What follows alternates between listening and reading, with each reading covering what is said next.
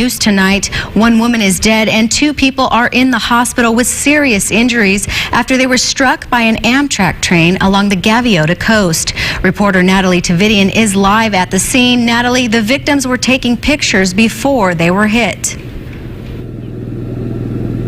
Elise, that's right. They were taking photos, and let me tell you, this is known for its view over here during daylight. It has a scenic view, so this stop is really known for that. But right now, we know that 4 people were standing on the train tracks, and 1 woman is dead, 2 others injured, and it happened not too far from where we're standing right now. The train tracks are open, but earlier today they were shut down for about 2 hours, not too long ago. 4 people, we're told it was 2 men and 2 women, somewhere between the ages of 18 and 29, were standing on the trestle. That's like a bridge for trains, so it's pretty narrow.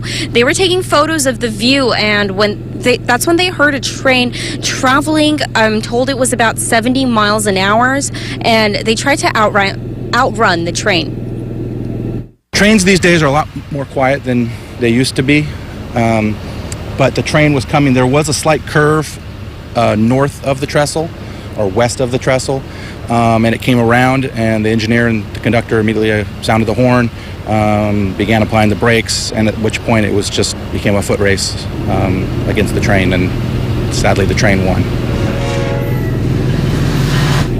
But 1 woman did fall off the trestle, and she died on the scene. The other woman suffered minor injuries, and 1 is suffering from critical injuries tonight to the torso and the head. Now, Vista Point, as I said earlier, is a popular place for a rest stop, and people do stop here to take photos. But Union Pacific officials tell us that people are not allowed on the train tracks, and they also say that fatalities like this are happening far too often. Now, the train had left Seattle and it was headed toward Los Angeles. It is continuing its trip right now, and the identities of the victims have not been released, but we did just get word that 3 of them were UC Santa Barbara students and 1 was an engineer.